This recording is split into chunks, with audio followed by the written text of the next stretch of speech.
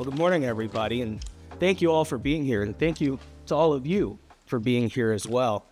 Today, we're here to talk about giving more than 100,000 Wisconsinites access to benefits like healthcare, dental, and retirement savings. Wisconsin is among the first in the nation to take this approach. We can lead the way. All we need is the governor's signature to do so. As you all know, the economy's changing. Our laws need to change to reflect that reality. 20 years ago, companies like DoorDash, Uber, and Instacart didn't exist. Today, they and their drivers help drive our economy. These workers are parents, retirees, students, entrepreneurs. They want and rely on the flexibility that app-based driving provides. Right now, outdated laws are preventing companies from offering benefits without compromising that flexibility. This bill changes that by allowing companies to voluntarily contribute to portable benefit accounts that travel with the worker and allow them to use the funds for healthcare, sick time, or retirement without stripping workers of their independence. This bill isn't partisan. It's not about Republicans or Democrats. It's about a modern solution for a modern economy. I'm proud to have worked with Representative Alex Dahlman, a fellow Republican, and to stand here with Representative Ortiz Velez, a Democrat. We're grateful to have the support of individuals and groups from all across the political spectrum. And despite some union bosses having opposition, union households overwhelmingly support this legislation. We're so close to meaningful reform. We're just one pen stroke away. Governor Evers can provide that for us, and that's what we're here to ask for today. At this time, I will turn it over to Ruth Whitaker from the Chamber of Progress. Thank you, Senator Bradley and Representative Ortiz Velez, for joining us this morning and for your leadership here. My name is Ruth Whitaker, and I'm the Director of Civic Innovation Policy at Chamber of Progress. We support this bill and others across the country in states and at the federal level that would make it easier for gig workers to get benefits like paid sick leave and health insurance. The bills at the governor's desk are part of a bipartisan, nationwide recognition that we need to modernize the way that benefits work in this country. Gig work allows people to earn an income on their own terms, on their own schedule, while balancing other responsibilities. Gig workers have consistently said they don't want to be forced into a traditional employment model where they can't set their own hours or work on multiple platforms. They want to be independent. We should listen to what they're saying. We should protect their independence and the flexibility of gig work, and we should also give them access to benefits. I'm excited to have gig drivers here today to share their stories and talk about how these bills would affect them in their daily lives. I'm also excited to be here with Jorge Franco from the Hispanic Chamber of Commerce of Wisconsin. We're happy to take questions at the end, but again, please hold them at the end. We'll have time for 3 or 4 questions, but we want to make sure that everyone up here has the chance to speak. And with that, I'm happy to turn it over to Jorge Franco.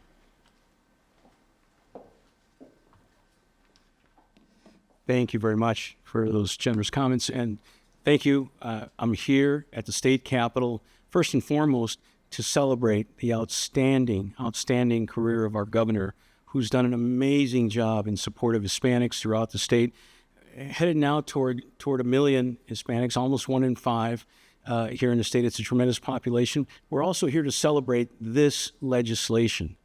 It's an amazing thing for our people, for our community, especially for those who need an additional source of income and work other jobs, have other employers, and have to navigate the challenges around putting food on the table, as we do at home. And it's an important time for us. The benefits it provides are second to none. It really opens up a wonderful pathway to the benefits for the gig economy and the gig economy and does great things. We also want to say that it is so important that we all come together around this bill. I echo the comments you just heard a moment ago, and we are here definitely in support. And again, we celebrate the governor and his great success in public service. He's been a wonderful friend of the Chamber and the Hispanic community. We have some things we plan to launch a little bit later this year that the governor helped originate at the Hispanic Chamber. So thank you very much. Here for questions afterward, and deeply appreciate you all being here as well. Thank you for this opportunity. Thank you. Next up, we'll have Joe DeRose.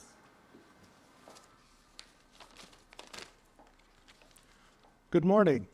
My name is Joe DeRose, and I'm a proud Wisconsinite, a father of 6, grandfather of 4, and a retired state employee. After more than 30 years of public service in Wisconsin, I retired in 2020. I still needed flexible income to help with rising costs. That's why I turned to DoorDash. It was introduced by my son, who also is a Dasher. The flexibility has been a perfect fit for this chapter of my life. I can prioritize my health, spend time with my grandkids and family, and still contribute meaningfully to my community, especially doing deliveries to seniors and people with mobility issues. DoorDash provides me with income so I may help out my kids with when necessary, while also allowing my wife to travel. Last month, for instance, I was able to help one of my kids with their rent. They were a little short. I also was able to help with plane fare for one of my children and their family so that they could come and visit us this summer. My wife and I love to travel. We just returned from 2 weeks in northern Wisconsin, and in August, we're going to go back for another 3 weeks. With DoorDash, I don't have to ask my boss for time off. I don't have to find somebody to cover my shift. I can work when it's convenient for me. I strongly support portable benefits. These accounts would let app-based workers save for unforeseen events or retirement without giving up the flexibility that makes this work so appealing. I depend on my car, like the rest of these Dashers, to do deliveries. Earlier this year, I got hit with an unexpected $1,200 car repair. My car's not working, I don't make money. Portable benefits would provide a pot of money that I would be able to access at any time to help cover unforeseen events such as emergency car repair. Let's give today's independent workers the tools to build a secure future. I know Governor Evers wants to extend benefits to more workers like me. This is the moment to lead. Please sign this bill into law. Thank you. Thank you. Next up, we'll have Rachel Smith. Good morning.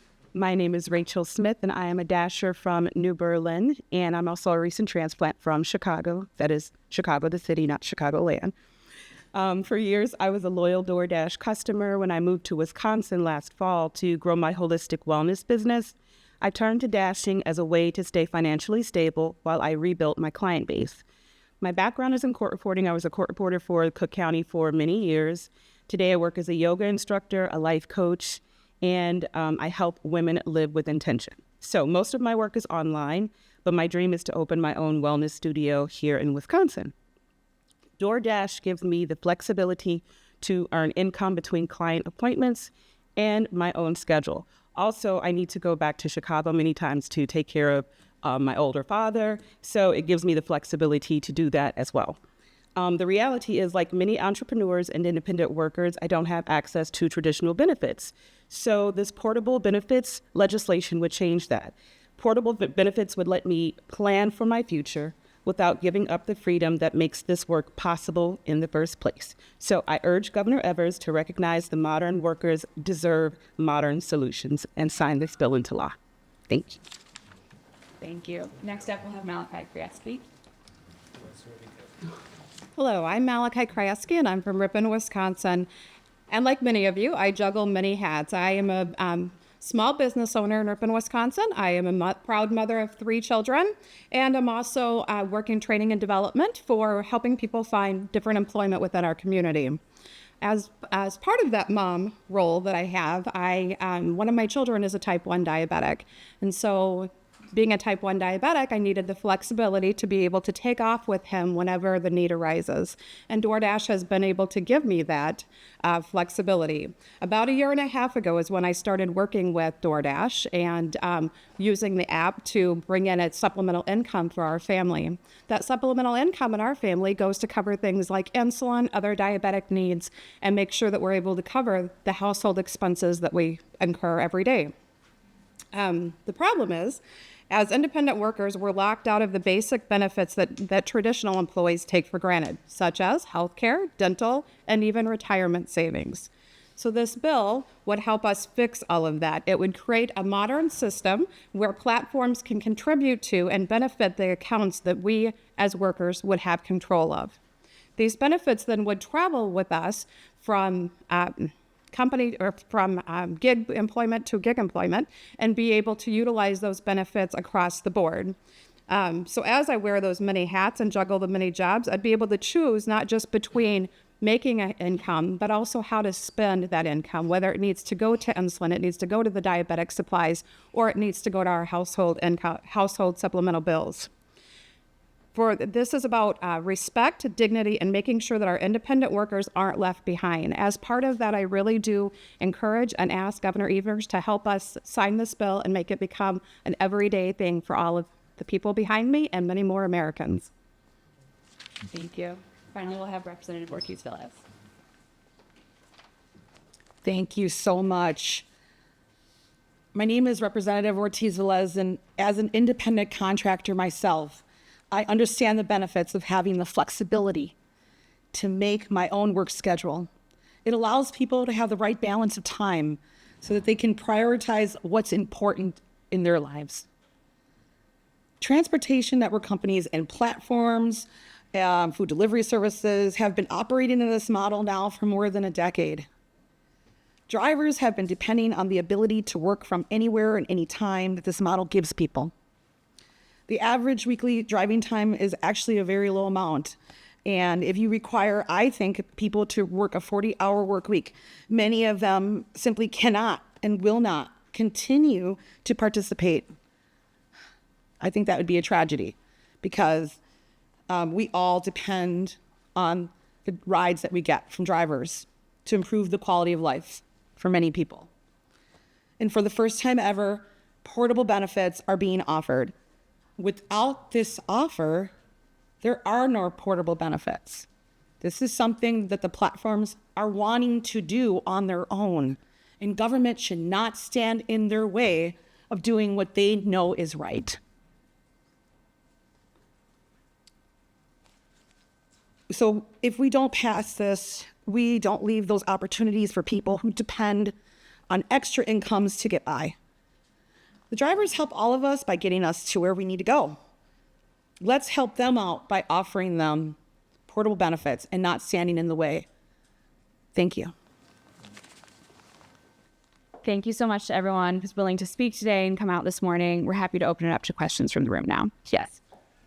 Senator Bradley, what in current state law prevents a company from offering this kind of a benefit system? Yeah, that's a great question. It's exactly the reason for the premise of this bill, right? So if a company were to offer this, these drivers would lose their independent contractor status. There is something in the state law that says that. Yeah, you can find it over in DOR. It's listed in DOR, and we can get you the exact statute where it's listed, where it's written out specifically, but it's referenced in the bill, which we can provide a copy of as well.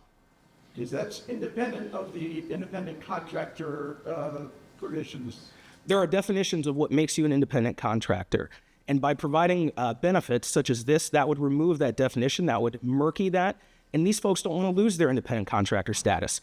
As you just heard from Representative Ortiz-Velez, it's necessary. As you've heard from these drivers, it's critical to them. There's surveys out there that talk about how many of these folks would quit. They would stop driving if they were forced to be full-time employees rather than independent contractors. That's what we're trying to remedy today. Does it concern you that the bill passed over a month ago? The governor hasn't called for it to sign it? Not yet. I hope that he's being deliberative, just like we consider ourselves to be deliberative in the Senate. We hear a lot of times from our friends in the Assembly, what's taking you guys so long? I hope that's what the governor's doing right now. He's talking to people. He's getting feedback, and we're hopeful to nudge him along a little bit. Yeah, when it comes to our governor, you couldn't find a bigger fan in this room. But I think that it's important for him to take a really good look at this and sit down. Let's have a chat. Let's talk about this. I feel like there's a place for us to come to a common ground for the common good. And I trust that he will do that. Thank you.